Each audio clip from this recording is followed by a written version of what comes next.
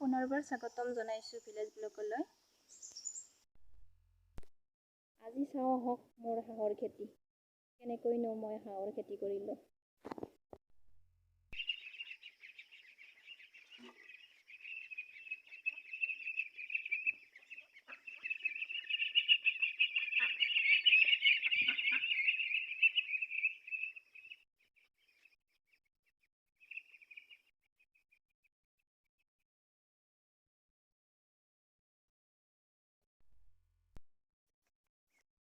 আমাৰ তিতি আহি গ'ল পথাৰৰ পৰা।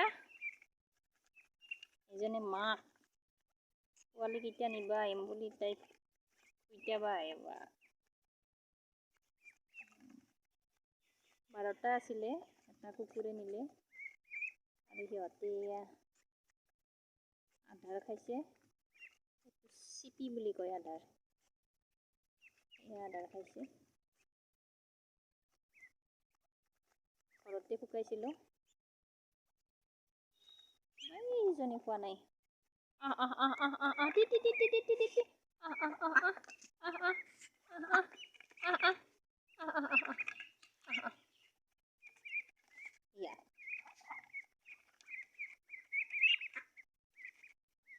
একেবাৰে অকণমানিটো খোৱা নাই।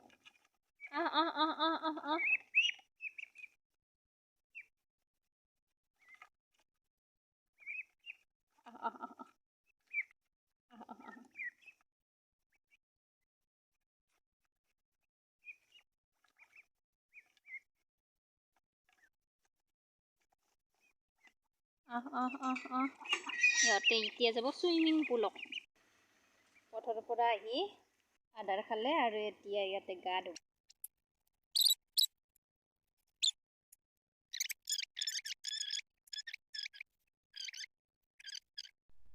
বন্ধুসকল, যোৱাকালি মই এটা কলডিলৰ ৰেচিপি বনাইছিলোঁ।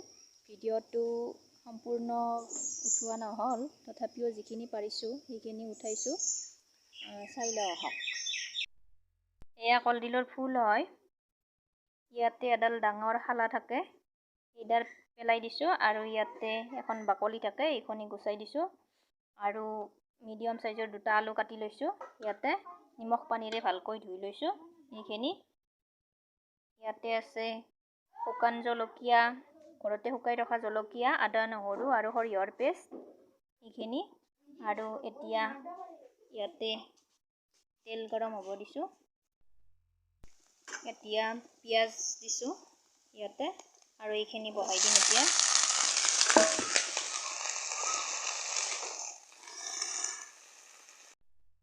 এতিয়া নিমখ দিলোঁ, নিমখ দি এনেকৈ লৰাই দিম। আমি পিছত জ্বলা বেছি নাখাওঁ, সেইকাৰণে তাৰপিছত জ্বলা দিয়া নহ'ল। এইখিনি এনেকৈ দিম। এতিয়া আদা নহৰুৰ পেষ্টখিনি দিম, সৰিয়হৰ পেষ্টখিনি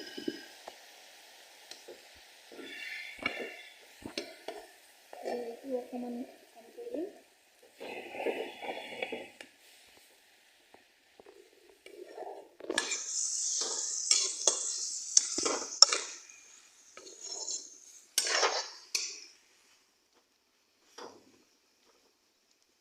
সোৱাদ বেলেঞ্চৰ কাৰণে অকণমান চেনি দি দিম। এইটো অপশ্যনেল হয়, নিদিলেও কথা নাই।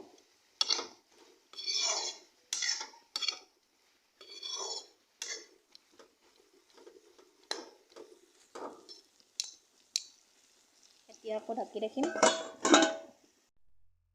আৰু ইয়াৰ ৰেডি টেষ্টি টেষ্টি কলডিল ভাজি। এতিয়া ভাতৰ লগত খাব পাৰে, ৰুটিৰ লগত খাব পাৰে। ল'ৰাটোৱে নৱোদয়ত পঢ়ে আৰু এতিয়া তাক ছাৰে ফোন কৰি কৈছে যে কেইখনমান যোগাসনৰ ফটো দিবৰ কাৰণে, আৰু এতিয়া ফটোকেইখন তোলাই লওঁ আহক।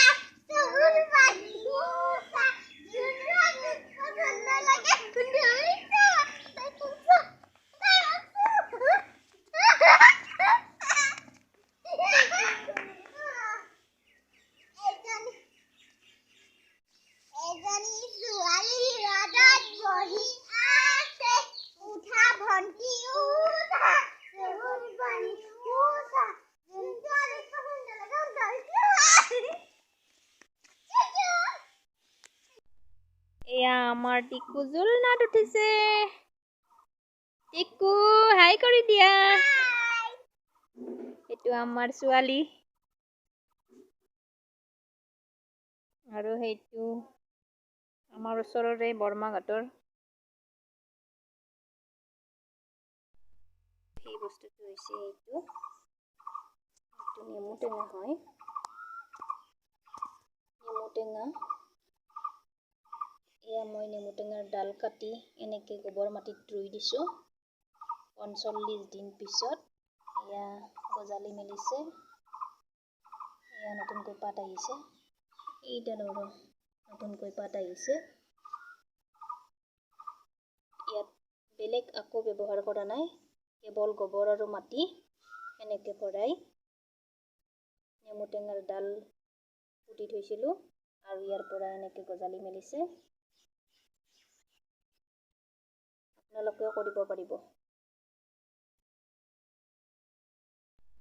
বন্ধুসকল, কিমান ভালকৈ কৰিব পাৰিছোঁ নাজানো। ভিডিঅ'টো চোৱাৰ বাবে বহুত বহুত ধন্যবাদ। আগলৈ উৎসাহ যোগাই থাকিব বুলি আশা ৰাখিলোঁ।